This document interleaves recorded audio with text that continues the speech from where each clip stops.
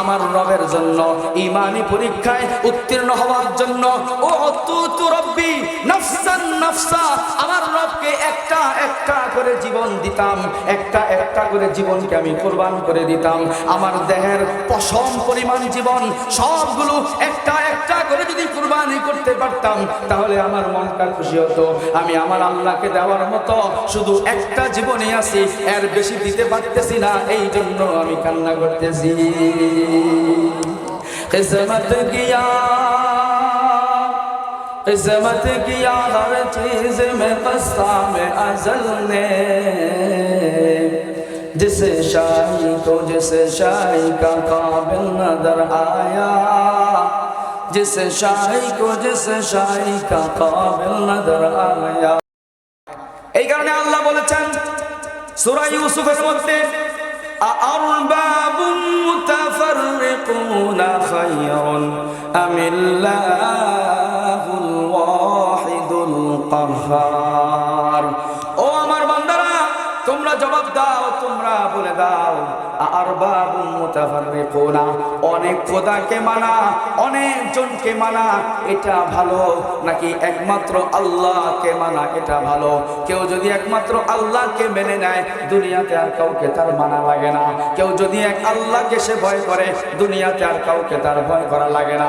কিন্তু এক আল্লাহকে যদি কেউ না মানে, এক আল্লাহর গোলামি যদি কেউ গ্রহণ করে না নেয়, আল্লাহ রাব্বুল আলামিন কোটি কোটি বস্তুর গোলাম তাকে বানায়া দেয়। মুশরিকরা এক আল্লাহকে সিজদা দেয় না, মুশরিকরা এক আল্লাহর সামনে মাথা নত করে না।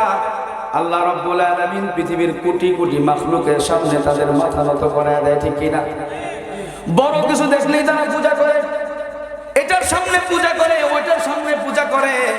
পূজা করতে করতে আর পূজার কোনো জিনিস খুঁজে পাওয়া যায় না, লিঙ্গ পর্যন্ত পূজা করে। নাউজুবিল্লাহ। এই করে কিনা বলেন?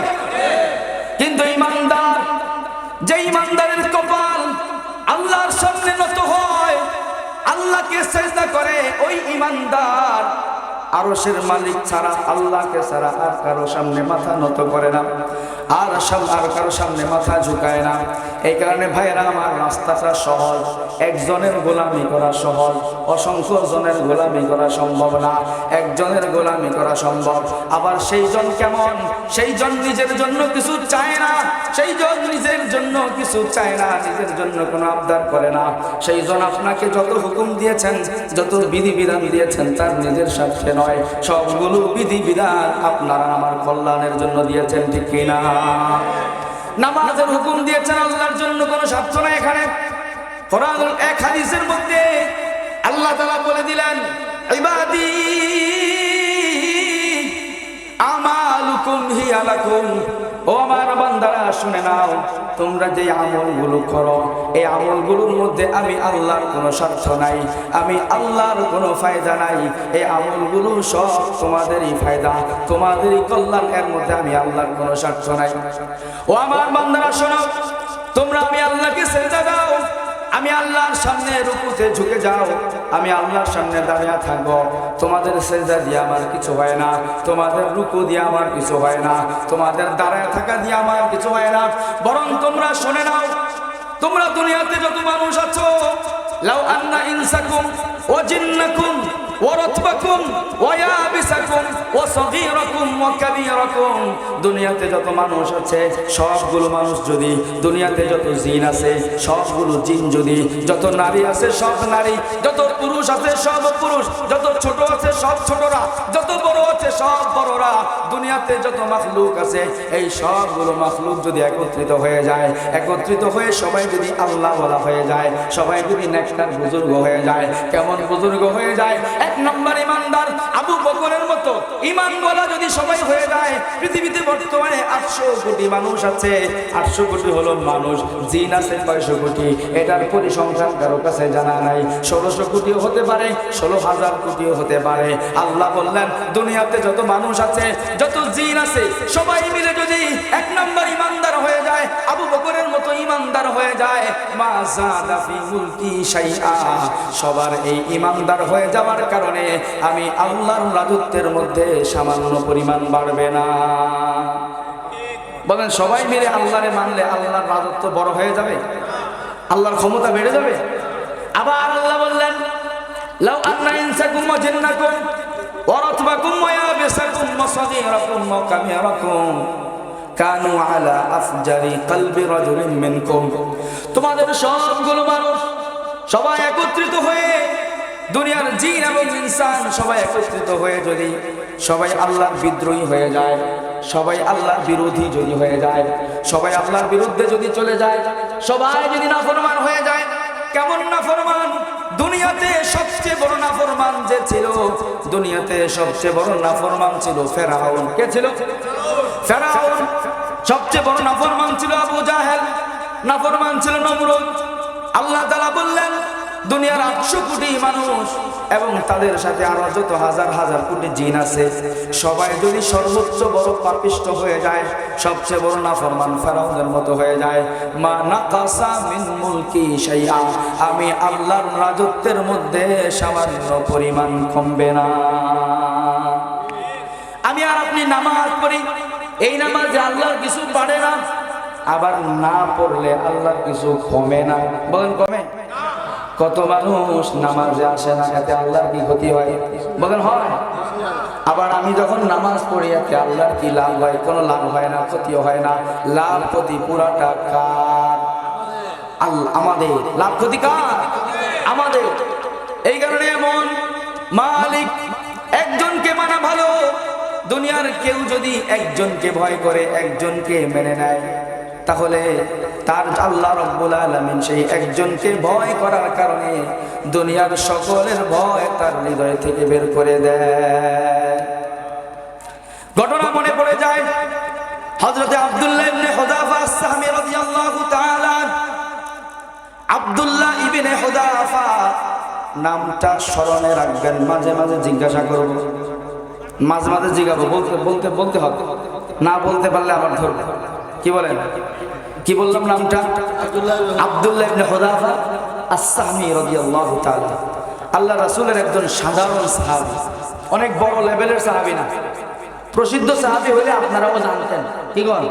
আগে থেকে চিনতেন, যেমন আবু বকর, ওমর, ওসমান, আলী, মুআয ইবনে জাবাল, মুসআব ইবনে উমাইর, ওনাদের নাম ম্যাক্সিমাম মানুষ জানে। তো আল্লাহ রাসূলের একজন সাধারণ সাহাবী ছিলেন আব্দুল্লাহ ইবনে হুযাফা আস-সাহমী রাদিয়াল্লাহু তাআলা। ৬ষ্ঠ হিজরিতে মদিনায় যাওয়ার ৬ বছরের মাথায় আল্লাহর রাসূল দুনিয়ার বিভিন্ন রাষ্ট্রনায়কদের নামে চিঠি লিখে পাঠায়, ইসলামের দাওয়াত দিয়ে চিঠি লিখে পাঠায়। সেই রোম সম্রাটের কাছে চিঠি লিখে পাঠায়, সম্রাট হিরাক্লিয়াসের কাছে পাঠায়, আবার সেই পারস্য সম্রাট কেসরার কাছে চিঠি লিখে পাঠায়, বিভিন্ন রাষ্ট্রপ্রধানদের কাছে চিঠি লিখে পাঠায়, ইসলামের বার্তা পাঠায়। পারস্যের সম্রাট তৎকালীন জমানায় 2টা পরাশক্তি ছিল, যেমন বর্তমানেও আমরা 2টা পরাশক্তি মনে করি, একদিকে রাশিয়া আর একদিকে আমেরিকা। কি কর? পৃথিবীর বলক 2টা, রাশিয়ান বলক, আমেরিকান বলক। রাজনীতি করবেন 2টার যে কোনো আপনাকে ঢুকতে হবে।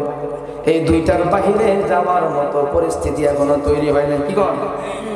যারা আল্লাহর শক্তি দিয়ে ক্ষমতায় আসতে পারবে তারা বাইরে হইতে পারবে, কিন্তু এই ভোটাভুটির সিস্টেমে এই বলক থেকে বের হওয়ার সুযোগ নাই। আপনি বের হইবেন, আপনাকে আরেক দিক দেখাইয়া দিবে। এই আলোচনা করার দরকার নাই, কোরআন হাদিস নিয়ে কথা শুনেন। বলতেছিলাম 2টা বড় শক্তি ওই জমানায়, একটা হলো রোম শক্তি আর একটা হলো পারস্য সাম্রাজ্য। আল্লাহর রাসূল পারস্য সাম্রাজ্যের সম্রাট কেসরার কাছে চিঠি লিখলেন। চিঠিটা পাঠানোর জন্য দায়িত্ব দিলেন আব্দুল্লাহ ইবনে হুযাফা রাদিয়াল্লাহু তাআলা আনহু। যুবক সাহাবী, আজকের এই মাহফিলের আয়োজনে যারা রয়েছে তারাও হলো এলাকার যুবক সমাজ। যুবক ভাইরা আমার, মনোযোগ দিয়ে আপনারা শুনবেন, আমরা কেমন যুবক, তারা কেমন যুবক ছিলেন। আব্দুল্লাহ ইবনে হুযাফা 18 থেকে 20 বছর বয়স। আল্লাহ রাসূল নির্বাচন করলেন পারস্য সম্রাটের কাছে পাঠানোর জন্য। চিঠিটা আব্দুল্লাহ ইবনে হুযাফার হাতে দিলেন। আল্লাহ রাসূল চিঠিটা হাতে দিয়ে বললেন, আব্দুল্লাহ ইবনে হুযাফা, এই চিঠিটা নিয়ে মদিনা থেকে সফর করে তুমি পারস্যে চলে যাবে, ইরানে চলে যাবে। সেখানে সেখানে ইরানে মাদিয়ান শহর আছে, ওই মাদিয়ান শহরে কাসরার যেই বাসভবন আছে সেখানে সে বসে। ওখানে গিয়ে তার হাতে আমি যেমন তোমার হাতে আমানত দিলাম, তোমার হাত থেকে বাদশার হাতে চিঠিটা পৌঁছে দিয়ে আসবে। আব্দুল্লাহ ইবনে হুযাফা চিঠিটা নিয়ে রওনা হয়ে গেলেন। চিঠিটা নিয়ে চলতে শুরু করলেন।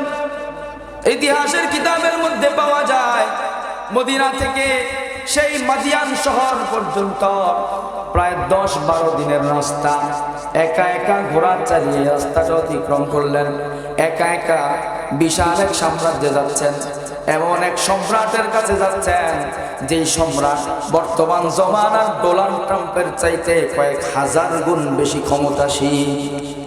পারস্য সম্রাট আর রোম সম্রাট ওই জমানার পরাশক্তি, আর এরা হলো এই জমানার পরাশক্তি। কিন্তু দুই পরাশক্তির মাঝে আসমান জমিন পার্থক্য। ওই জমানার যে সম্রাট, এরা জনগণের ভোটে সম্রাট হইতো না, এরা বংশ পরম্পরায় বাবার ছেলে, বাবার থেকে ছেলে পাইছে, ছেলের থেকে তার ছেলে, ছেলের থেকে তার ছেলে, এই বংশীয় এই সার্কেলের মধ্যে সাম্রাজ্য বিভক্ত ছিল, এর বাহিরে যাওয়ার কোনো সুযোগ ছিল না। কিন্তু ডোনাল্ড ট্রাম্প তার বাবা সম্রাট ছিল, সেখান থেকে সে তখ্তের মধ্যে বসে গেছে। বিষয়টা এরকম না, আমেরিকার জনগণ তাকে বসাইছে, সেটাও মৌত পর্যন্ত না, 5 বছরের জন্য। কি বলেন? 5 বছরের জন্য বসতে, এরপরে তার ক্ষমতা শেষ। কিন্তু পারস্য সাম্রাজ্য যারা পরিচালনা করে আসতেছিল শত শত বছর থেকে, ওই কেসরার যারা রাজ পরিবার ছিলেন তারাই পরিচালনা করে আসতেছিলেন।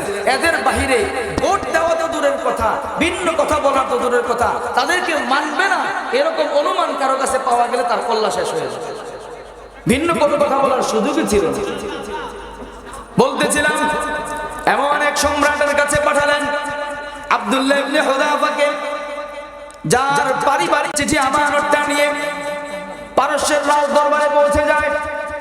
এখন পারস্যের রাজ দরবারে ঢোকার জন্য মেন গেটে যখন যায়, মূল ফটকে যখন যায়, পারস্যের রাজ দরবারে ঢোকার জন্য শত শত বছর থেকে নিয়ম ছিল এরকম, মেন গেট থেকে নিয়ে একদম সম্রাট যেখানে বসে, যে আসনে বসে, ওই আসন পর্যন্ত নিচে গালিচা বিছানো, দুই দিকে 2 জন সৈনিক দাঁড়ায় আছে, পুরা সিরিয়ালে 2 পাশে 2 জন করে সৈনিক দাঁড়ায় আছে। এভাবে একজন তলোয়ার ধরেছে, এভাবে একজন তলোয়ার ধরেছে, তলোয়ারটা নিচু করে ধরে রাখা। মূল ফটক থেকে, মেন গেট থেকে কেউ যদি সম্রাটের কাছে বসতে চায়, তলোয়ারগুলো এমন ভাবে ধরে রাখা, মাথা সোজা করে ঢোকার কোনো সুযোগ নাই, অটোমেটিক তার মাথাটা নিচু করে সম্রাট পর্যন্ত বসতে হবে।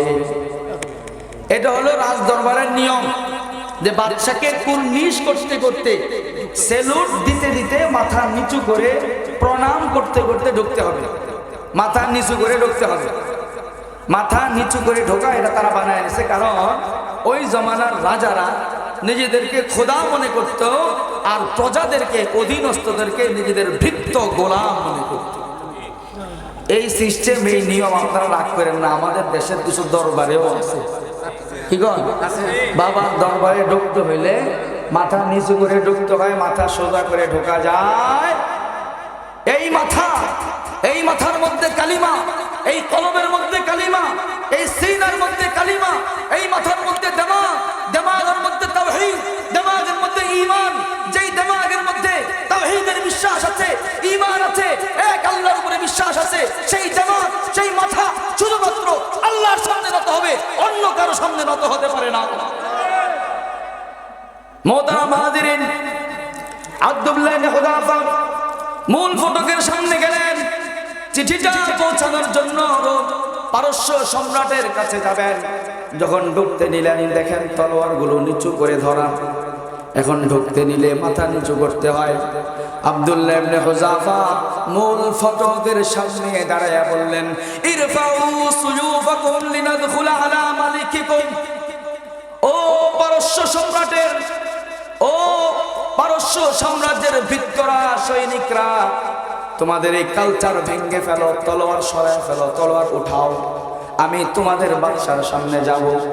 এখন সেনারা বলে, যাইতে হইলে তোমাকে নিচু হয়ে যাইতে হবে, মাথা নিচু করে যাইতে হবে। আমাদের রাজ দরবারে কয়েকশো বছরের কালচার, কয়েকশো বছরের ইতিহাস, সোজা মাথায় কেউ ঢুকতে পারে না, নিচু করেই যাইতে হবে। এবার সাহাবী আব্দুল্লাহ ইবনে হুযাফা রাজ দরবারের সামনে দাঁড়ায় জবাব দেয়, বুঝে থাকলে বলেন আব্দুল্লাহ ইবনে হুযাফারা কয়জন? কয়জন? ওখানে পারস্য সম্রাটের সদস্য কয়জন? লাখ লাখ। কি বলে? তার দেশ না পুরোটা? আব্দুল্লাহ ইবনে হুযাফা বলে, সাদখুলু আলা মালিকিকুম, আরে না না, তোমাদের সম্রাটের কাছে আমি যাবই যাব, কোনো সন্দেহ নাই, কিন্তু এভাবে যাব না, মাথা সোজা করে যাব, ব্যবস্থা করো। এভাবে যাব না, মাথা সোজা করে যাব। এক আল্লাহকে যে মেনে নেয়, আল্লাহ রাব্বুল আলামিন সারা দুনিয়াকে তার সামনে নত করে, তাকে কোথাও নত করতে হয় না। আমি তোমাদের সম্রাটের কাছে যাবই যাব, তোমরা তলোয়ার সরাইয়া দাও। এভাবে বাকবিতণ্ডা হচ্ছে। পরে একজন দূর দৌড়ে চলে যায়, পারস্য সম্রাটের কাছে গিয়ে বলে, গোয়েটের মধ্যে একটা গন্ডগোল চলতেছে, ঝামেলা চলতেছে। ওই কি ঝামেলা? ওই আরব থেকে একজন মিসকিন লোক আসছে, একজন গরিব মানুষ আসছে, পোশাক আশাকের মধ্যে তেমন কোনো আভিজাত্য নাই, চেহারার মধ্যে ধনাঢ্যতার ছাপ নাই। আরবের একজন সাধারণ গরিব মানুষ, কিন্তু তার কথা শক্তিশালী। সে বলতেছে, বাচ্চা আপনার সামনে আসবে কিন্তু মাথা নিচু করবে না, সে নাকি সোজা মাথা নিয়ে আপনার দরবারে ঢুকবে। এখন এটা যদি আমরা তাকে অনুমতি দিয়ে দেই, আমাদের এই পারস্য সাম্রাজ্যের শত শত বছরের ইতিহাস ভেঙে যায়, শত শত বছরের রেকর্ড নষ্ট হয়ে যায়। এটা তো আমাদের সাম্রাজ্যে ঢোকার নিয়ম নাই, সম্রাটের সামনে আসার তো এরকম নিয়ম নাই। বাচ্চা বলে, ঝামেলা যখন করতেছে আর কি করবা, আরব থেকে আসছে, আগেও আমি শুনছিলাম আরবের মধ্যে কোনো একটা ঝামেলা চলতেছে, কোনো বিশেষ সংবাদ মনে হয় আসছে, যাও তাকে অনুমতি দিয়ে দাও, তলোয়ারগুলো তোমরা সরাইয়া ফেলো, সে যেভাবে ঢুকতে চায় তাকে সেভাবে ঢুকতে দাও। তাওহীদ কি আমানত है सीनों में हमारे, तौहीद की अमानत है सीनों में हमारे, आसान ही मिटाना नामो निशा हमारा, अल्लाहु अकबर, आसान ही मिटाना नामो निशा हमारा, चीनो अरब हमारा, हिंदुस्तान हमारा, चीनो अरब हमारा, हिंदुस्तान हमारा, मुस्लिम है हम वतन है सारा जहां हमारा। ठीक ना? चीनो अरब हमारा, আরবের মালিক ইমানদাররা, মুসলমানরা। ঠিক কিনা? চীন আমাদের ছিল, চীন আমাদের ছিল, আবার আমাদের হবে ইনশাআল্লাহ। চীন ও আরব হামারা, হিন্দুস্তান হামারা, হিন্দুস্তান আমাদের ছিল। এই হিন্দুস্তানের মধ্যে, ভারত উপমহাদেশের মধ্যে, সমগ্র ভারতবর্ষের মধ্যে 800 বছর মুসলমানরা রাষ্ট্র পরিচালনা করেছে, রাজ্য পরিচালনা করেছে। হিন্দুস্তান আমাদের ছিল, এখন আমাদের হাতছাড়া হয়ে গেছে, ইনশাআল্লাহ আবার একদিন আমাদের হাতে আসবে। ঠিক কিনা? রোম সম্রাট, পারস্য সম্রাট বলে তাকে ঢুকতে দাও, তলোয়ারগুলো সরায় ফেলো, যেভাবে ঢুকতে চায় সেভাবে ঢুকতে দাও। আব্দুল্লাহ ইবনে হুযাফা আরবের মরুভূমির সামান্য একজন রাখাল, গরিব ঘরের সন্তান, চেহারার মধ্যে ধনাঢ্যতার ছাপ নাই, কাপড় চোপড়ের মধ্যে আভিজাত্যের ছাপ নাই। উনি ঢুকে গেলেন পারস্য সম্রাটের সামনে, ঢুকে গেলেন, শত শত বছরের ইতিহাসকে ভেঙে দিলেন। এবার পারস্য সম্রাটের সামনে যখন যায়, সম্রাট উপরে আসনের মধ্যে বসা, আব্দুল্লাহ ইবনে হুযাফা নিচে দাঁড়ানো। আব্দুল্লাহ ইবনে হুযাফাকে সম্রাট জিজ্ঞাসা করে, ও আরবের ভৃত্য, ও আরবের গোলাম, ও আরবের সাধারণ মিসকিন ফকির দরিদ্র মানুষ, আমার দরবারে তোমরা কি জন্য আসছো বলো? তোমরা কি খুব অসহায় অবস্থায় পড়ে গেছো? তোমরা কি দারিদ্রতার নিচে পড়ে গেছো? খুব গরিব তোমরা, মিসকিন কিনা বলো? আমাদের দেশ থেকে কখনো কোনো নেতা অন্য দেশে গেলে, ইউরোপ আমেরিকায় গেলে, তারা মনে করে নেতা দেশের জন্য কিছু চাওয়ার জন্য গেছে। ঠিক কিনা? কারণ আমরা তৃতীয় বিশ্বের মানুষ, আমাদেরকে তারা গরিবই মনে করে, তো আমাদেরকে মাঝে মাঝে কিছু দান সৎকার করে। তারা সওয়াবের নিয়ত নাই, কিন্তু তারা নিজেদের ওয়েট ধরে রাখার জন্য আমরা কিছু টাকা পয়সা দেয়, মাগনা দেয় না, টাকা পয়সা দেয়, সাথে কিছু পলিসি দেওয়া দেয়। ঠিক কিনা? টাকা দিলাম, আমাদের পলিসি বাস্তবায়ন করো। যদি পলিসি বাস্তবায়ন না করো, এই টাকা আবার ফেরত নেব। বিশ্ব ব্যাংক ঋণ দেয়, শুধু ঋণ দেয় না, পলিসি বাস্তবায়ন করার জন্য কিছু এজেন্ডা দিয়ে দেয়, বাস্তবায়ন করো। আমরা দেখেছি আমাদের উপরে যারাই কোনো না কোনো ক্ষমতায় আসে, ইউরোপ আমেরিকার অনেক সহায়তা নিয়ে আসে, অনেক দান নিয়ে আসে, সাথে সাথে তাদের কিছু এজেন্ডা নিয়ে আসে। এবার ওই সম্রাট জিজ্ঞাসা করে, মনে হয় খুব গরিব, তোমরা অসহায় অবস্থায় আছো, কিছু টাকা পয়সার জন্য এসেছ। আব্দুল্লাহ ইবনে হুযাফা জবাব দেয়, টাকা পয়সার জন্য আসি নাই, দান সৎকার জন্য আসি নাই, কোন সহায়তার জন্য আসি নাই। ইন্নী আতাইতু বিআমানাতিন মিন নাবিয়িনা মুহাম্মাদিন সাল্লাল্লাহু আলাইহি ওয়াসাল্লাম। আমি আমার নবী, সমগ্র জাহানের নবী, আল্লাহর নবী, কুল কায়নাতের নবী, খাতমুন নবিয়্যিন, সাইয়্যিদুল কাউনাইন, সাইয়্যিদুল আম্বিয়া ওয়াল মুরসালিন, সমগ্র বিশ্বের নবী, মানবতার নবী, শান্তির নবীর পক্ষ থেকে একটা আমানতের বার্তা নিয়ে, একটি দাওয়াতের বার্তা নিয়ে তোমার কাছে এসেছি। এবার সম্রাটদের নিয়ম হলো, সম্রাট আসনে বসা থাকে, সম্রাটের পাশে একজন ওয়াজির থাকে বা পিএস থাকে। সম্রাটদের কাছে যদি চিঠিপত্র কেউ দিতে চায়, তাহলে পাশের জন তার চিঠিটা গ্রহণ করে, সম্রাটের পক্ষ থেকে গ্রহণ করে সম্রাটের হাতে দেয়। সম্রাট তার আসন থেকে ওঠে না, এটাই হলো নিয়ম। কি বলে? এই নিয়ম এখনো চলমান। সরাসরি এমডি স্যারে কোনো চিঠি নেয় না, পিএসএ নেয়, কি কর তার অধীনস্থরা নেয়। সম্রাট চেয়ারের মধ্যে বসা, পাশে উজির বসা। এখন উজির চিঠিটা নেওয়ার জন্য সিঁড়ি দিয়ে নিচে নামতেছে। সম্রাট বলল, তার চিঠিটা নাও দেখি, চিঠির মধ্যে কি লেখা। উজির যখন নিচে নেমে, সিঁড়ি দিয়ে নিচে নেমে আব্দুল্লাহ ইবনে হুযাফার সামনে হাত বাড়ায়। আব্দুল্লাহ ইবনে হুযাফা বলে, লা উতিকা হাযিহির রিসালা, এই চিঠি আমি তোমার হাতে দেব না। তোমার হাতে দেওয়ার জন্য রাসূল বলে নাই। রাসূল আমাকে চিঠিটা দেওয়ার সময় আমার হাতে দিয়ে রাসূল বলেছিলেন, আমি যেন আমার হাত থেকে এই চিঠিটা সরাসরি পারস্য সম্রাটের হাতে, কেসরার হাতে যেন চিঠিটা পৌঁছে দেই। ইয়াদান বিয়াদিন মিন ইয়াদি ইলা ইয়াদি কেসরা, আমার হাত থেকে কেসরার হাতে চিঠিটা যাবে। আল্লাহর রাসূল মাঝখানে কোনো হাত লাগার কথা নিষেধ করেছেন। আমি তোমার হাতে চিঠি দেব না, সম্রাট নিজে নেমে এসে আমার হাত থেকে চিঠি নিতে হবে। আবে জমজম খুরদা বুদম, আবে জমজম খুরদা বুদম, আবে শোরা কে খুরম, বাদশাহী করদা বুদম, পাসে বানি কে খুরম। আল্লাহ কালিমা ওয়ালাদেরকে বাদশাহী করার জন্য দুনিয়াতে পাঠিয়েছে। আল্লাহ ইমানদারদেরকে বাদশাহী করার জন্য দুনিয়াতে পাঠিয়েছেন। ইমানদাররা দুনিয়ারও বাদশা, কবরেরও বাদশা, কিয়ামতের ময়দানের বাদশা, আখিরাতের বাদশা। প্রত্যেকটা ইমানদার আখিরাতের বাদশা, কোনো সন্দেহ নাই। ইমানদাররা কোন জায়গার বাদশা? আখিরাতের বাদশা, দুনিয়ারও বাদশা। আল্লাহ তাআলা বলে দিয়েছেন, আলা ইন্নাল ইজ্জাতা লিল্লাহি জামিআ, আলা ইন্নাল কুওয়াতা লিল্লাহি জামিআ। কোরআনুল কারীমের মধ্যে আল্লাহ বলছেন, দুনিয়ার সব সম্মানের মালিক একমাত্র আল্লাহ, দুনিয়ার সব ক্ষমতার মালিক একমাত্র আল্লাহ। এবার বলেন, আল্লাহর সাথে যেহেতু আল্লাহ দুনিয়ার সব সম্মানের মালিক, যাদের সাথে আল্লাহর সম্পর্ক থাকবে তারাও দুনিয়ার সব সম্মানের মালিক হয়ে যাবে। বুঝলেন না? আপনি একটা দল করেন, সেই দল এখন ক্ষমতায়। উদাহরণস্বরূপ বাংলাদেশের ক্ষমতায় আপনার দল, আপনি তো আর ক্ষমতায় যান নাই, ক্ষমতায় গেছে কে? দল গেছে। ক্ষমতায় গেছে কে? দল গেছে। উদাহরণস্বরূপ আমাদের দেশে বর্তমানে বিএনপি গণজোয়ার চলতেছে, তো ধরেন বিএনপি ক্ষমতায় চলে গেল অথবা অন্য কোনো দল গেল। এখন আপনি বিএনপির সাথে আপনার একটা রিলেশন আছে, সম্পর্ক ওই দলের সাথে। আপনি তো আর পার্লামেন্টে যান নাই, গেছেন?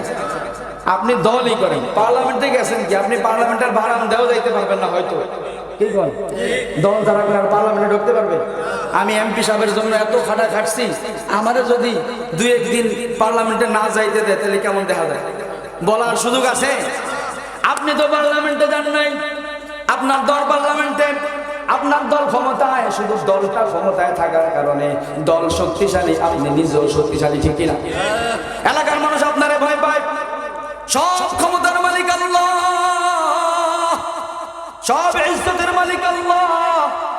আল্লাহ যদি ইজ্জতের মালিক হয়ে থাকে, আল্লাহর দলের লোক যারা হবে, আল্লাহ যদি সব ক্ষমতার মালিক হয়ে থাকে, আল্লাহর দলের লোক যারা হবে তারাও সব ক্ষমতার মালিক হবে, ঠিক কিনা? এখন তাহলে আমরা ক্ষমতার মালিক না কেন? আমাদের ইজ্জত নাই কেন? বলে আমি এখন আল্লাহর দলে ঢুকতে পারি নাই। আল্লাহ দলে নেওয়ার জন্য কবুল করেছেন, কিন্তু আমি ঢুকতেছি না। আমি আর নিজেকে আল্লাহর দলের লোক বানাই নাই। এই ওয়াজ মাহফিল, এই নসিহত, এই আলোচনা, এই সবগুলোর উদ্দেশ্য হলো আমরা যেন আল্লাহর দলের লোক হয়ে যাইতে পারি। আলা ইন্না হিজবাল্লাহ, কোরআনুল কারীমের মধ্যে সূরা মুজাদালার মধ্যে আল্লাহ দুইটা দলের কথা বলেছেন। আলা ইন্না হিজবাশ শাইতান, একটা দল হলো শয়তানের দল। আল্লাহ বলছেন শয়তানের দল হুমুল খাসিরুন, শয়তানের দল সব সময় ক্ষতিগ্রস্ত হবে, সব সময় লাঞ্ছিত অবদস্ত হবে।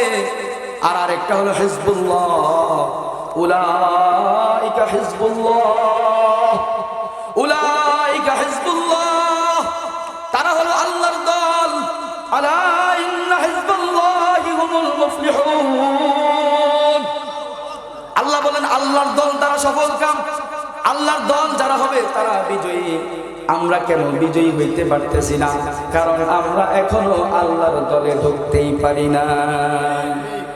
আপনি বলবেন কে কইছে? আমি কি শয়তানের দলে ঢুকছি? আমি তো আল্লাহর দলেই আছি। তো আমি আপনাকে বলবো, আজকে ফজরের নামাজ সময় আপনি কই আছিলেন? বলেন না। যদি আপনি আল্লাহর দলের লোক হইতেন, ফজরের নামাজের সময় আল্লাহ যখন ডেকেছিলেন আসসালাতু খায়রুম মিনান নাওম, আপনার এলাকার মুয়াজ্জিন ডাকছে, কিন্তু মুয়াজ্জিন ডাকে নাই, কে ডাকছে? আল্লাহ ডাকছে। হাইয়া আলাস সালাহ, হাইয়া আলাস সালাহ, হাইয়া আলাল ফালাহ, হাইয়া আলাল ফালাহ, এই শব্দগুলো আপনার জন্য ডাকা হয়েছিল। মুয়াজ্জিন ডেকেছে, কিন্তু মুয়াজ্জিন এই ডাকটা তার বাড়ির থেকে বানিয়ে আনে নাই। এই যে আজানটা, আজানের সবগুলো শব্দ, এই শব্দগুলো একটা মুয়াজ্জিন বানায় নাই, এই শব্দগুলো আলেমরা বানায় নাই। হাটহাজারী মাদ্রাসা থেকে শব্দগুলো বানানো হয় নাই, ইন্ডিয়ান দারুল উলুম দেওবন্দ মাদ্রাসা থেকে বানানো হয় নাই, মিশরের আল আজহার থেকে বানানো হয় নাই, মদিনা ইউনিভার্সিটি থেকে বানানো হয় নাই। শব্দগুলো কোনো সাহাবীও বানায় নাই, কোনো তাবেঈ বানায় নাই, স্বয়ং নবী মুহাম্মদুর রাসূলুল্লাহ তিনিও বানায় নাই। শব্দগুলো সরাসরি আল্লাহ আসমান থেকে নাজিল করেছে। আজানের শব্দগুলো কে দিয়েছেন? আজানের শব্দগুলো যখন মুয়াজ্জিন ডেকেছিল আল্লাহর পক্ষ থেকে, আপনি আসতে পারেন নাই, তার মানে হলো আপনি হিজবুল্লাহর মধ্যে ঢুকতে পারেন নাই, আল্লাহর দলে ঢুকতে পারেন নাই।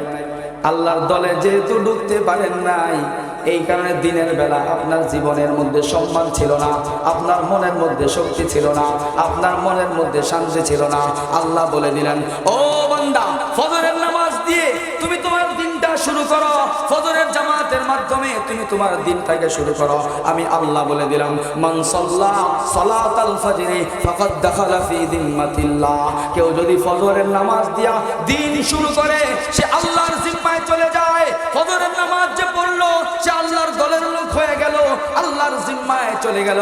আল্লাহ বললেন, যেই লোক আমার জিম্মায় চলে গেছে, তাকে যদি কেউ অপমানিত করে, তার প্রতিশোধের দায়িত্ব আমি আল্লাহ গ্রহণ করলাম। আপনি কোন আমি এত ভালো মানুষ, কিন্তু আমার এই কিলিকা সে ধরে, আমার এই কেন এত অপমান করে, আমি কেন এত ধরা খাই? তুমি কেন ধরা খাইবা না? তুমি তো ফজরের নামাজ দিয়া দিনটা শুরু করো নাই। তুমি যখন ফজরের নামাজ দিয়া দিন শুরু করলা না, যদিও তুমি কালিমা ওয়ালা, কিন্তু আজকের দিনে ফজর না থাকার কারণে তুমি হিজবুল্লাহর মধ্যে ঢুকতে পারো নাই, হিজবুশ শাইতানের মধ্যে ঢুকে গেছো, ঠিক কিনা? আব্দুল্লাহ ইবনে হুযাফা বললেন, আমি তোমার হাতে চিঠি দেব না, আমাকে বলা হয়েছে রোম পারস্য সম্রাটের হাতে দেওয়ার জন্য। এবার পারস্য সম্রাট বলে, লোক তো অনেক ঘাঘু পার্টি দেখা যায়, ঢোকার সময় বললো এমনি ঢুকতাম না, তলোয়ার সরাইতে হবে। তারপরে ঢুকলো, মানলাম। এখন আবার বলে সরাসরি আমার হাতে দেবে, মন্ত্রীর হাতে দিবে না।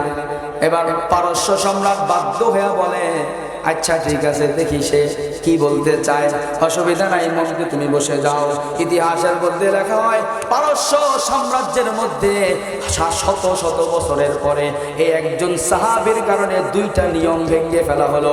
একটা নিয়ম হলো রাজ দরবারে ঢোকার জন্য তলোয়ার সরায় দেওয়া হলো, সোজা মাথা দিয়া কেউ রাজ দরবারে ঢুকতে পারলো। আর একটা হলো পারস্য সম্রাট নিজে তার আসন থেকে নেমে কারো বার্তা গ্রহণ করলেন। এই ইজ্জত দিলেন কে? এবার আসেন আব্দুল্লাহ ইবনে হুযাফা রাদিয়াল্লাহু তাআলা। এই ঘটনা ছিল ৬ষ্ঠ হিজরিতে পারস্য সাম্রাজ্যের মধ্যে এই ঘটনা। এর কিছুদিন পরে আরেকটা ঘটনা ঘটে যায়। আল্লাহ রাসূল সাল্লাল্লাহু আলাইহি ওয়াসাল্লাম রোম সম্রাটের কাছে এরকম একটা চিঠি লিখলেন, রোম সম্রাটকে ইসলামের দাওয়াত দিলেন। রোম সম্রাটের কাছে যখন ইসলামের দাওয়াত পৌঁছে যায়, এবার সরি এটা আল্লাহর রাসূলের জমানায় না, আল্লাহর রাসূলের জমানা শেষ হওয়ার পরে আবু বকরের জমানা শেষ হলো, ওমরের জমানা শেষ হলো। ওমরের জমানায় একবার রোম সম্রাট তার সঙ্গীদের সাথে বসে মশওয়ারা করতেছে। রোম সম্রাট বলতেছে, ও আমার সাথী সঙ্গীরা, তোমরা আমাকে একটু মশওয়ারা দাও। আমি শুনতে পাচ্ছি আমার সাম্রাজ্যের বিভিন্ন সীমানায় মুসলমানরা ঢুকে দেশের পর দেশ জয় করে ফেলতেছে, এলাকার পর এলাকা তারা নিজেদের দখলে নিয়ে যাচ্ছে। মুসলমানদের ব্যাপারে আমার একটু জানার দরকার, একটু স্টাডি করা দরকার, তারা কেমন শক্তিশালী, এত সাহস এত শক্তি কোথায় পায়, আমার সৈনিকরা কেন তাদের সামনে দাঁড়াইতে পারে না, আমার লক্ষ লক্ষ বাহিনী তাদের মোকাবেলায় দাঁড়ায়া যায়। একটা যুদ্ধের ময়দানে তাদের সৈনিক হলো ১,০০০, আমাদের সৈনিক হয় ৫০,০০০, তাদের হয় ৩,০০০, আমাদের হয় ২ লক্ষ, কিন্তু ২ লক্ষ ৩,০০০-এর মোকাবেলায় পারে না। ব্যাপারটা কি আমি একটু দেখতে চাই। ওমর রাদিয়াল্লাহু তাআলা আনহুর জমানায় রোম সম্রাট হিরাক্লিয়াস তার সৈন্যদেরকে নির্দেশ দেয়, তোমরা যদি কোনো যুদ্ধের ময়দানে পারো, কোনো মুসলমানকে যদি ধরতে পারো, তাকে হত্যা করবা না, জানে মারবা না, মুসলমানদের একটা দল ধরে আমার দরবারে নিয়ে আসবা, আমি সরাসরি মুসলমান দেখতে চাই, মুসলমান কেমন হয়,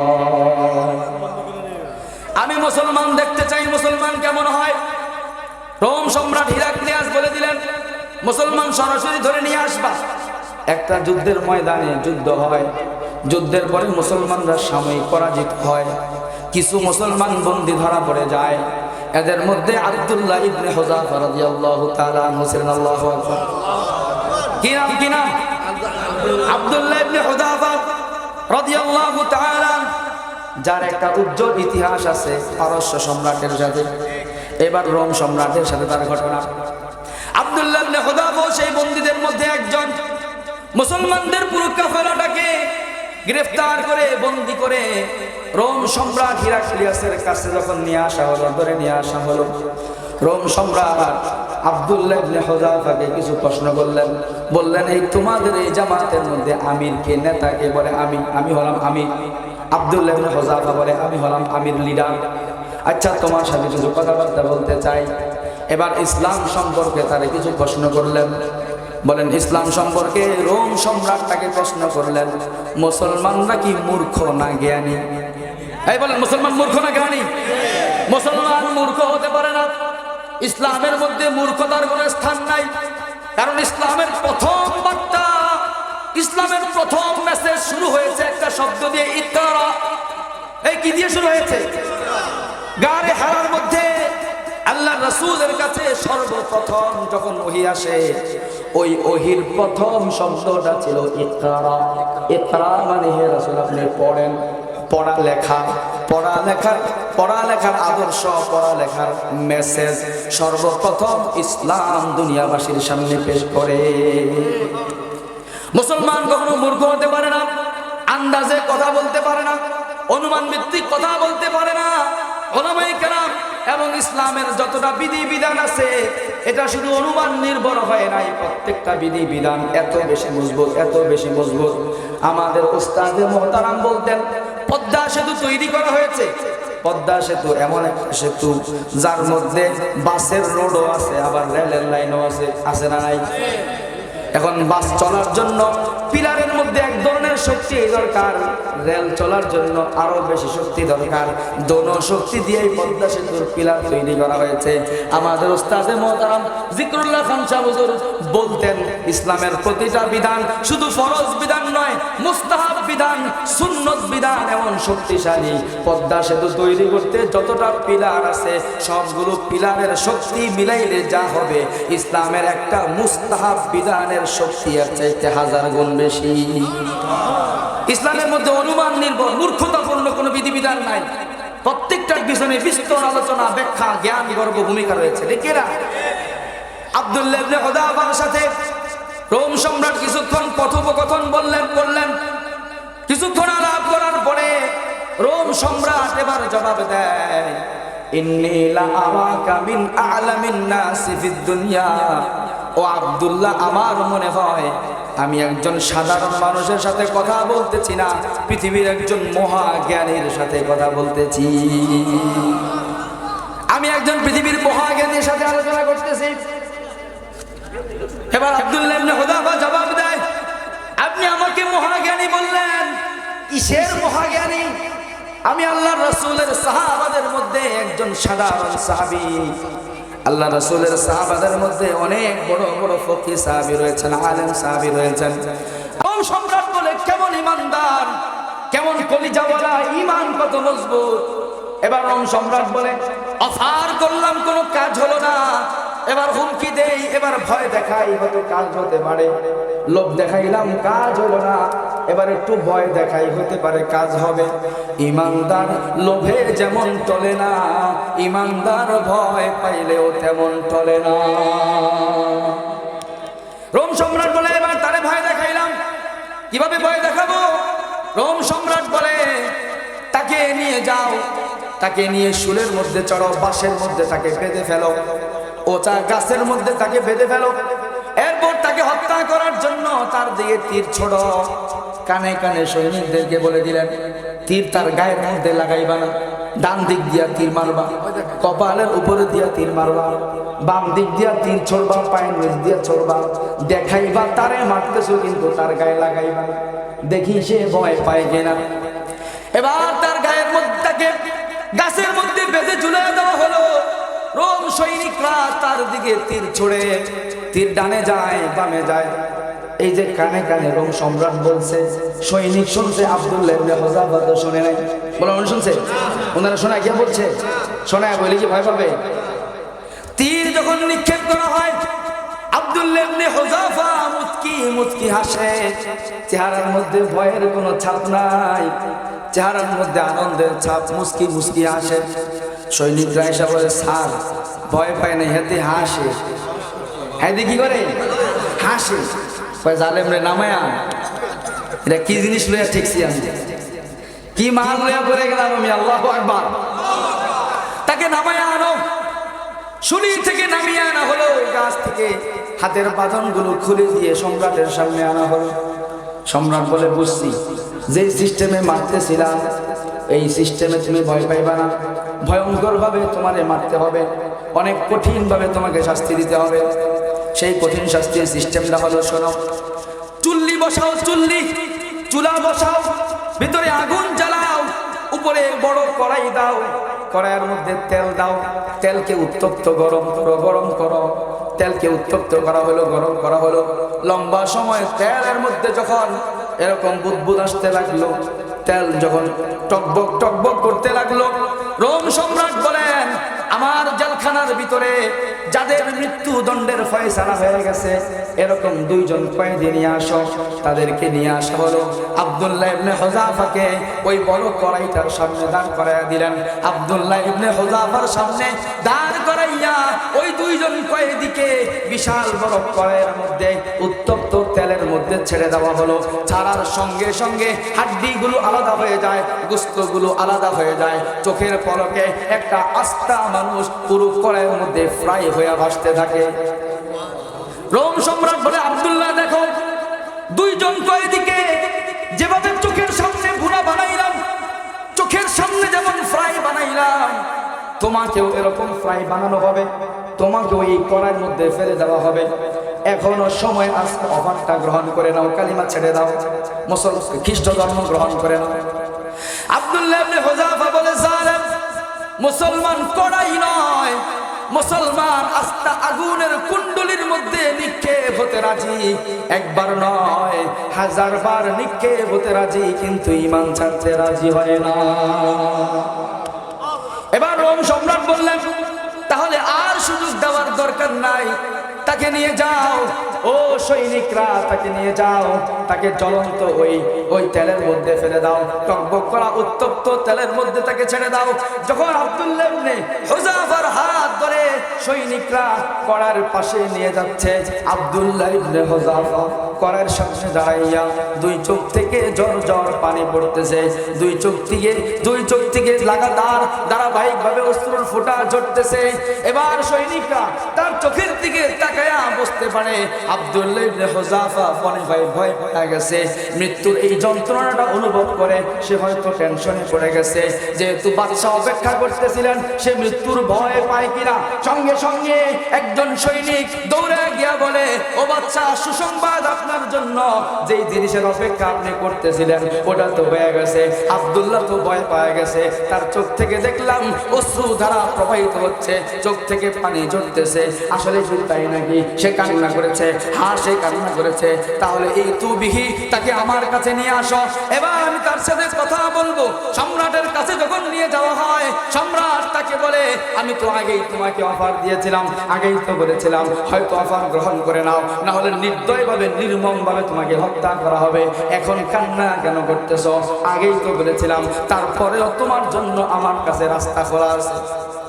আব্দুল্লাহ ইবনে হুযাফা চিৎকার করে রোম সম্রাটের চেহারার দিকে তাকাইয়া চোখ দুটাকে রক্তিম বানিয়ে জবাব দেয়, ইয়া কালবার রোম, ও রোমের কুত্তা, বুঝতে ভুল করিস না, মৃত্যুর ভয়ে আমি কান্না করি না, জানের মায়ায় আমি কান্না করি না। ও রোমের কুত্তা, শোনে রাখ, ঈমান আমাদের কাছে এত দামি, এত মূল্যবান, তোমাদের কাছে মদ যেমন প্রিয়, মদ যেমন স্বাদের, আমাদের কাছে ঈমান এর চাইতে এবং ঈমানের জন্য জীবন দেওয়া এর চাইতে বেশি স্বাদের। তাহলে কান্না কেন করতেছো? চোখ দিয়ে পানি কেন ঝরে? আব্দুল্লাহ ইবনে হুযাফা জবাবে দেয়, ইন্নাল্লাহা ক্বাদ আতানি নাফসান ওয়াহিদা, আল্লাহ তাআলা আমাকে একটা জীবন দান করেছেন। একটা জীবন, কয়টা জীবন? একটা জীবন দান করেছেন। আমি চোখের সামনে মৃত্যু দেখতে পাচ্ছি, এই মৃত্যুটা আল্লাহর জন্য, এই মৃত্যুটা আল্লাহর জন্য শাহাদাত। আমি আমার রবের জন্য জীবন দেওয়ার একটা সুযোগ পাইছি, কিন্তু আমার কাছে জীবন আছে মাত্র একটা। আমি আমার ঈমানের পরীক্ষায় উত্তীর্ণ হওয়ার জন্য জীবন একটা দিতে পারবো। একটা জীবন যখন শেষ হয়ে যাবে, আল্লাহকে দেওয়ার মতো তো আমার কাছে আর কিছু থাকবে না। আমি চিন্তা করলাম, লাউ আন্নালি মা ফি জাসাদি মিন আশউরিন আনফুসু, আল্লাহ আমার দেহের মধ্যে যতগুলো পশম দিয়েছেন, আমাকে যদি আমার শরীরের পশম পরিমাণ জীবন দান করতেন, আর আমি আমার রবের জন্য ঈমানি পরীক্ষায় উত্তীর্ণ হওয়ার জন্য ও তুতু রব্বি নাফসান নাফসা, আমার রবকে একটা একটা করে জীবন দিতাম, একটা একটা করে জীবনকে আমি কুরবান করে দিতাম। আমার দেহের পশম পরিমাণ জীবন সবগুলো একটা একটা করে যদি কুরবানি করতে পারতাম, তাহলে আমার মনটা খুশি হতো। আমি আমার আল্লাহকে দেওয়ার মতো শুধু একটা জীবনই আছি, এর বেশি দিতে পারতেছি না, এই জন্য আমি কান্না করতেছি। কিসমত কিয়া, किस्मत किया हर चीज में कस्म अज़ल ने,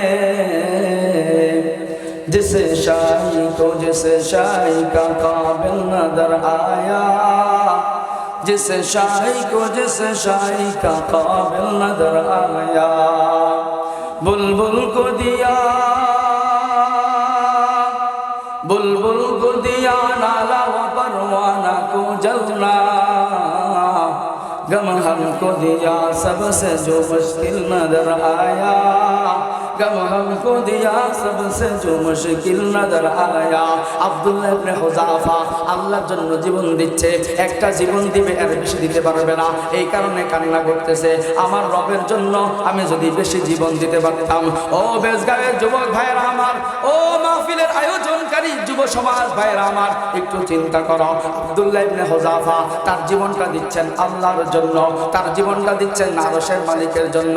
তুমিও আর আমিও জীবন দেই, তুমি আর আমিও আমার শরীর থেকে রক্ত ঝরাই, তুমিও আর আমিও আমার জীবন দেওয়ার জন্য উৎসাহের মধ্যে থাকি, জীবন দেওয়ার জন্য প্রস্তুত হয়ে থাকি, কিন্তু আরশের মালিকের জন্য না, রবের জন্য না।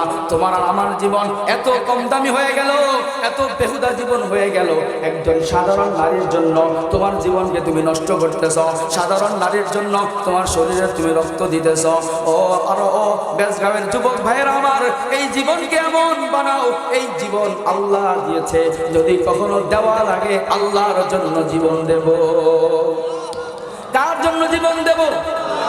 না নেতার জন্য দিবেন। কার জন্য দিবেন? জীবন আল্লাহর জন্য, জীবন নেতার জন্য নয়, জীবন আল্লাহর জন্য, জীবন দলের জন্য নয়, জীবন আল্লাহর জন্য, জীবন প্রেমিকার জন্য নয়, জীবন গার্লফ্রেন্ডের জন্য নয়, জীবন কোনো নারীর জন্য নয়, জীবন কোনো দুনিয়াবি ভালোবাসার জন্য নয়। এই জীবন দিয়েছেন আল্লাহ, এই জীবন যদি কখনো দেওয়া লাগে দেব একমাত্র আল্লাহকে। আল্লাহ কবুল করে নেন, আব্দুল্লাহ ইবনে হুযাফার মতো কবুল করে নেন।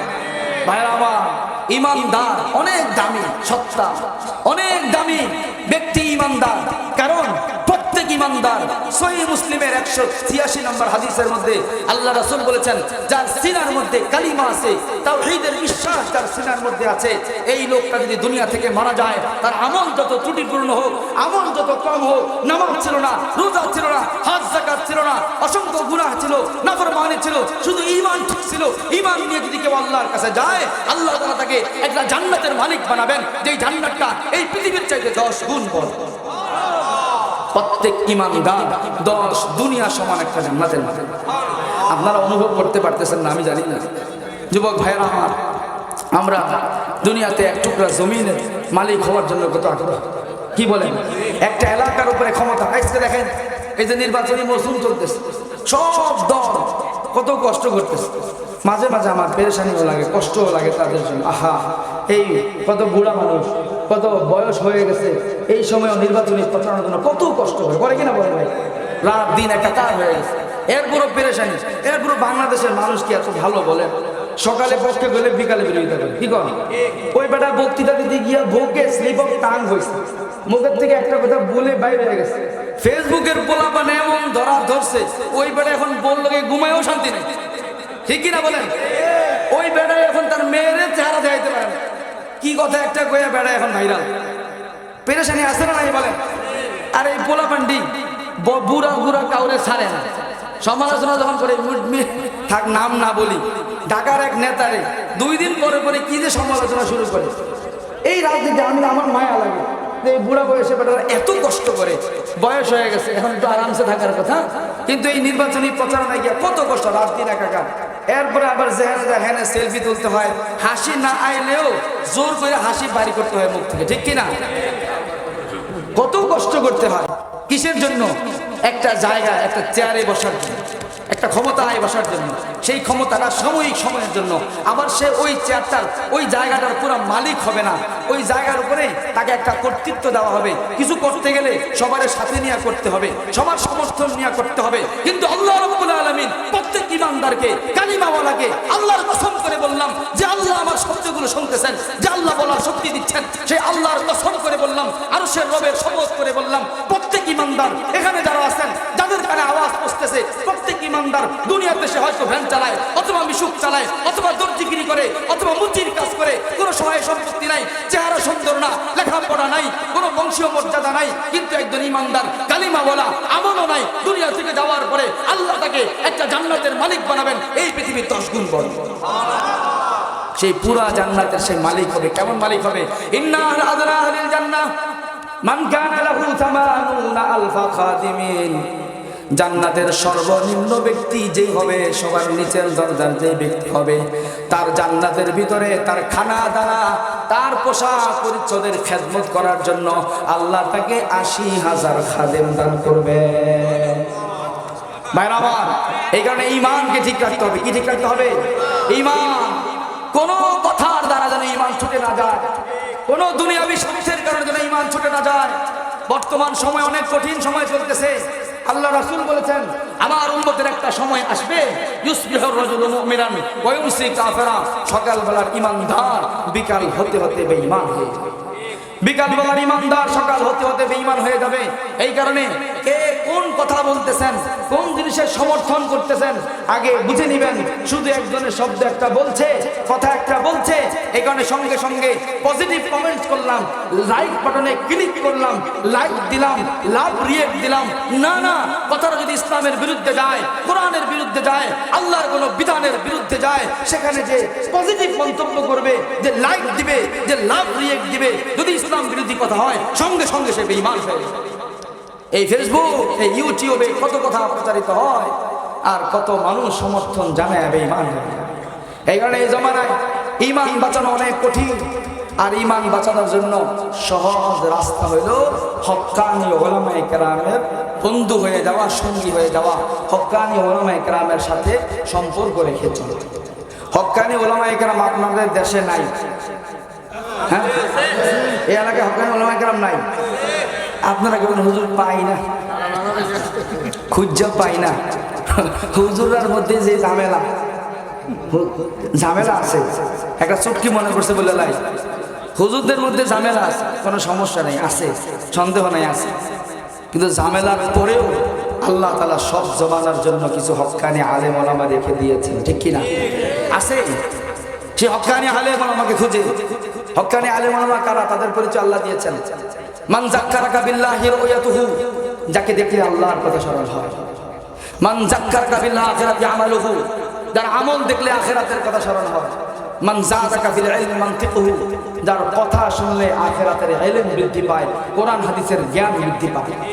এই তিন গুণ যার মধ্যে আছে সে হলো আলেম। তার সঙ্গী হওয়ার জন্য বলা হয়েছে। তার সঙ্গী যদি হয়ে যান, বিপদ থেকে বেঁচে যাবেন।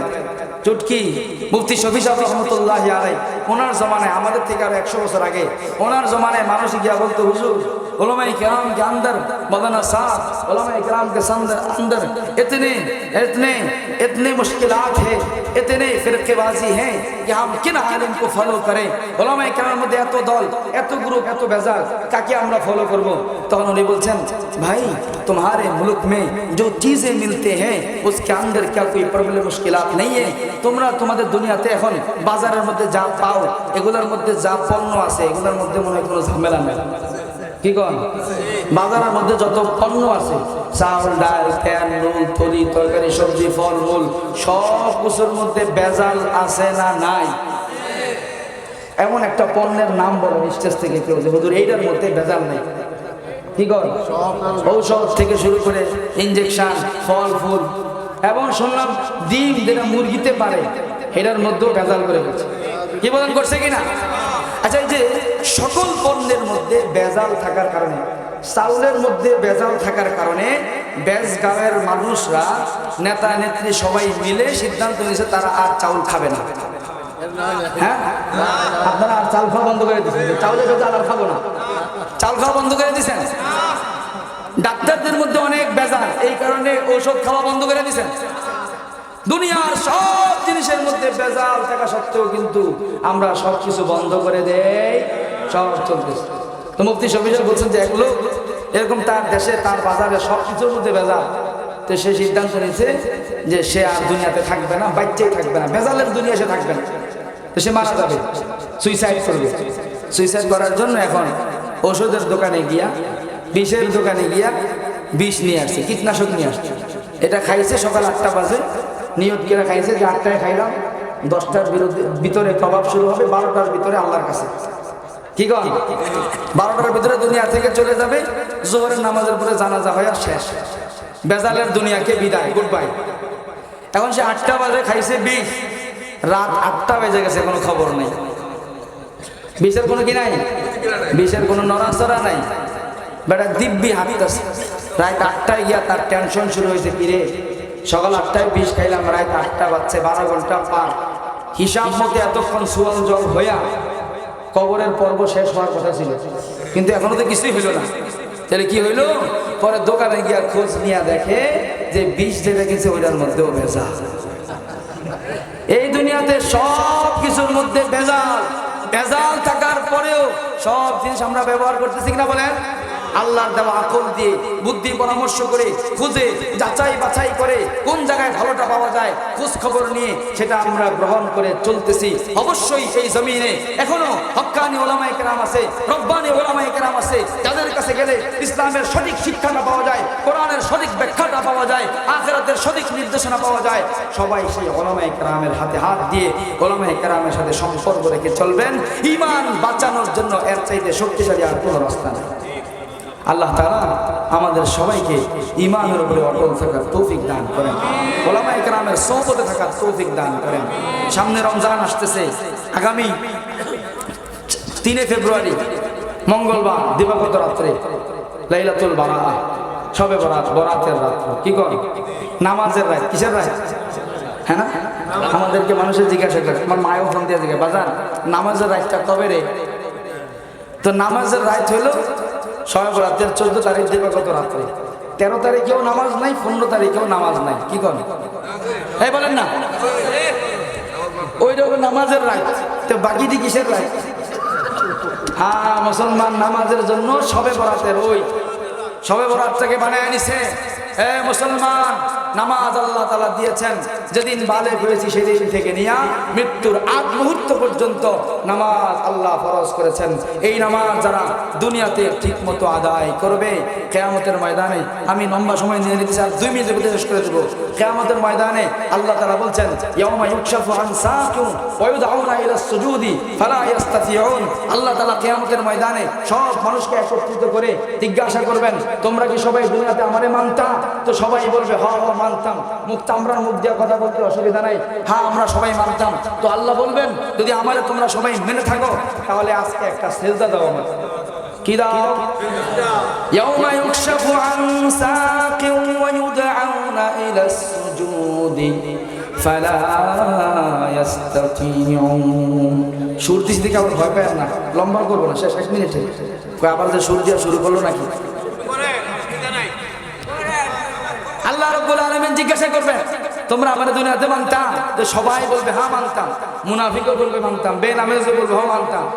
আল্লাহ আপনারে মানতাম, এমন মানতাম নামাজের সময় তলের কাজে চায়ের দোকানে গিয়ে বসেছিলাম, মিছিলে চলে গেছি, কিন্তু নামাজে আসতে পারি নাই, মানতাম। কি বলেন? আল্লাহ বলবেন, যদি মেনে থাকো আমি আল্লাহ কুদরতি পা ছড়াইয়া দিলাম। আল্লাহ রাব্বুল আলামিন আল্লাহ কুদরতি পাটা ছড়াইয়া দিয়া বলবেন, ইয়াউমা ইউকশাফু আন সাক। সেদিন আল্লাহর পায়ের সাক মানে পায়ের কদম, পায়ের নলা, পেন্ডলি, পায়ের নালাটা কেমন হবে আমরা জানি না, কিন্তু আল্লাহ কোরআনের মধ্যে বলছেন কুদরতি পাটা ছড়াইয়া দিয়া বলবেন, এখানে একটা সেজদা দাও, সেজদা দিয়া তারপর জান্নাতে চলে যাও। কোনো কেউ তোমাকে বাধা দিবে না, সেজদা দিতে পারলেই জান্নাত। সবাই বলবো সেজদা দিতে আর টেনশন কোন জায়গায়? কি করেন? সারা জীবন সারা বছর নামাজ পড়ি নাই, ঈদের দিন গেছি সবার আগের কাতারে, ওখানে গিয়েও তো ঠেই নেই। কি করেন? আগের কাতারেই পারছি, এখানে দিতে আর সমস্যা কি? হ্যাঁ সবাই পারবে না। দুনিয়াতে যে শুধু সবে বরাতে গেছে সেও পেরেছে, যে শুধু ঈদের দিন গেছে সেও পারছে, কিন্তু আখিরাতে কিয়ামতের ময়দানে সবাই পারবে না। সারাটা জীবন নিয়মিত যারা আল্লাহকে সেজদা দিয়েছিল, সেদিন যখন আল্লাহর কদমের সামনে যাবে, তাফসীরের কিতাবের মধ্যে লেখা হয়, দুনিয়াতে যারা নিয়মিত নামাজি ছিল, আল্লাহর কুদরতি কদমের সামনে যাওয়ার পরে অটো তাদের শরীরটা আল্লাহর কদমের উপরে পড়ে যাবে, কপালটা আল্লাহর কদমে সেজদায় লুটিয়ে পড়বে। আল্লাহ বুঝবেন, ফেরেশতারা বুঝবে, দুনিয়াতে নামাজি ছিল, আমাকে মানতো। আল্লাহ বলবেন, যাও যাও জান্নাতে চলে যাও, ডানের দরজা দিয়ে চলে যাও। কিন্তু মুনাফিক আসবে, বেনামাজি আসবে, বেঈমান আসবে। এবার সে কোমরটাকে বাঁকা করতে চাইবে, পিঠের মধ্যে একটা মেরুদণ্ড আছে, কি বলেন, স্পাইনাল কর্ড আছে, এগুলো একটা আরেকটা থেকে আল্লাহ এমন ভাবে জোড়া দিয়েছেন যেগুলো বাঁকা করা যায়। আল্লাহ যে মেরুদণ্ডটা দিলেন, বাঁকা করার এত সুযোগ দিলেন, সামনেও বাঁকা করা যায়, পিছনেও বাঁকা করা যায়। কি জন্য দিলেন? ডান্স করার জন্য। কি করেন? নৃত্য দেখানোর জন্য। আপনি আপনার মেয়েটাকে স্কুলে পাঠাইছেন, ডান্স শিখায়, নৃত্যশিল্পী বানায়। আপনার মেয়েকে ওই মেরুদণ্ড, ওই কোমর আল্লাহ নৃত্য শেখানোর জন্য দেয় না। যারা তাদের সন্তানকে ডান্স শিখাই দেবেন, স্কুলের মধ্যে নৃত্য শিখায়, আপনি বাধা দেন না। ওই মেয়ের, ওই ছেলের এই কোমরের হিসাব দেওয়ার আগে আপনি জান্নাতে যেতে পারবেন না। এবার তারা আল্লাহকে সেজদা দেওয়ার জন্য সামনে যাবে। যখন কদমের সামনে দাঁড়াবে, শরীরটাকে বাঁকানোর চেষ্টা করবে, মেরুদণ্ডটাকে বাঁকা করার চেষ্টা করবে। হাদিসের মধ্যে পাওয়া যায় ইয়াউদু যহরুহুম তাবকান ওয়াহিদা, তাদের সবার শরীরটা, পিঠটা একটা শক্ত কাঠের মতো হয়ে যাবে। এটাকে বাঁকা করা যাবে না। যখন জোরে শক্তি দিয়ে বাঁকা করার চেষ্টা করবে, সঙ্গে সঙ্গে পিছনের দিকে উপর হয়ে উঠে যাবে। আল্লাহ বুঝে ফেলবেন দুশ্মন দুনিয়াতে আমাকে সেজদা দিত না। এখানে ভাইয়েরা আমার, যদি আখিরাতে সহজে সেজদা দিয়ে জান্নাতে চলে যেতে চাই, সেজদার প্রশিক্ষণ, সেজদার চর্চা আজকে থেকেই শুরু করতে হবে। এই শাবানের মাস, সামনে শবে বরাত আসতেছে, রমজান আসতেছে। আজকে আমরা সবাই নিয়ত করে ইনশাআল্লাহ আজকে ফজর থেকে সবাই 5 ওয়াক্ত নামাজ শুরু করে দেবো ইনশাআল্লাহ। কে কে শুরু করবেন হাত তুলে দেখান। সামনে আসতেছে রমজান মাস। আল্লাহ রাসূল 2 মাস আগে থেকে দোয়া শিখাইছেন, আয় আল্লাহ রজব এবং শাবানের বরকত দান করেন, রমজান পর্যন্ত পৌঁছায়া দেন। অর্থাৎ আল্লাহ রাসূল নিয়ত করতে বলছেন মুসলমান যেন 2 মাস আগে থেকে নিয়ত করে, আয় আল্লাহ এবার রমজানের সবগুলো রোজা আমরা রাখবো। সবাই নিয়ত করেন, আয় আল্লাহ রমজানের 30টা রোজার একটাও বাদ দেব না ইনশাআল্লাহ। তারাবিগুলো কয় রাকাত? মারামারি শুরু হওয়ার এখনো সময় আসে নাই। রমজানের 2-1 দিন আগে শুরু হবে। 8 না 20? তুই 8-এর লোক না তুই 20-এর লোক? আমি 8-এর, তুই 20-এর। খারা তুই 20 কই পালি? মারামারি আছে না নাই? এই মুসলমান কপাল পড়ছে তোমার। 20 আর 8 নিয়ে মারামারি শুরু করে দাও। তোমার যদি কোমরে ব্যথা থাকে, হাঁটু 20 থাকে, তোমার যদি শরীরের মধ্যে অসুবিধা থাকে, তুমি 6 রাকাত পড়ে ঘরে চলে যাও, বাধা দিবে না। কিন্তু তুমি যে 20 রাকাত পড়ে তার সাথে ঝগড়া করতে আইসো না। কারণ ইসলামের বিধিবিধান নিয়ে ঝগড়া করার দ্বারা গুমরাহি এসে যায়, ইসলাম থেকে মানুষ মাহরুম হয়ে যায়। 20 রাকাত তারাবি পড়বেন কে কে? আল্লাহ তাআলা সবাইকে কবুল ফরমান। এবার শোনেন, আপনারা নিয়ত করছেন 30টা রোজা রাখবেন, 29টা হইলো অসুবিধা নেই, নিয়ত হয়েছে 30টা তারাবি পড়বেন 20 রাকাত করে। নিয়ত করছেন না? আল্লাহ রাসূল বলেন, সুসংবাদ শোনেন, সুসংবাদ। আল্লাহ রাসূল বলেন নিয়াতুল মুমিনি খায়রুম মিন আমালু, মুমিনের নিয়ত তার আমলের চাইতে উত্তম। মানে মুমিন আমল করার পরে যদি কবুল হয় তাহলে আমলের নেকি পায়, কবুল না হলে তো নেকি পাবে না। কিন্তু কোন আমলের যদি মুমিন নিয়ত করে, এই নিয়ত করার পরে ওই আমল করার যদি তার তৌফিক নসিব না হয়, আমরা তো জানি না কার হায়াত রমজান পর্যন্ত আছে, কে রোজা পাবো কি পাবো না জানি না, কিন্তু নিয়ত করেছি 30টা রোজা রাখবো। এই নিয়ত করার কারণে 30টা কবুল রোজার নেকি প্রত্যেকের আমল নামায় যুক্ত হয়ে গেছে। 30 তারাবির নেকি, কবুল নেকি প্রত্যেকের আমল নামায় যুক্ত হয়ে গেছে। এখানে পাক্কা নিয়ত করা লাগবে। কি নিয়ত করা লাগবে? অনেকে কয় হুজুরে হাত উঠাইতে কইছে থেকে উঠাইছি, আসলে তো আমার নিয়তটা তেমন নাই। যারা এরকম নিয়ত করছেন হেরার নামেও উঠবে, হ্যাঁ ফেরেশতায় বুঝি বোঝে না, আল্লাহ বোঝে না। এই কারণে নিয়ত করতে হবে কি ভাই? পাক্কা নিয়ত। পাক্কা নিয়ত করে দুনিয়া থেকে চলে গেছেন, কবরের মধ্যে যাওয়ার পরে দেখবেন যেই রমজান এখনো আসে নাই, সেই রমজানের নেকি আপনার আমল নামায় যোগ হয়ে গেছে। আল্লাহ তাআলা আমাদের সবাইকে যেই কথাগুলো লম্বা সময় যাবত বলা হলো এর উপরে শতভাগ আমল করার তৌফিক দান করেন। আজকের মাহফিলকে কবুল ফরমান। এই পশ্চিম বেজগাঁও এলাকাবাসী, নুরানি জামে মসজিদের কমিটি, মুসল্লি এবং যুব সমাজ এবং পর্দার আলের মা বোনেরা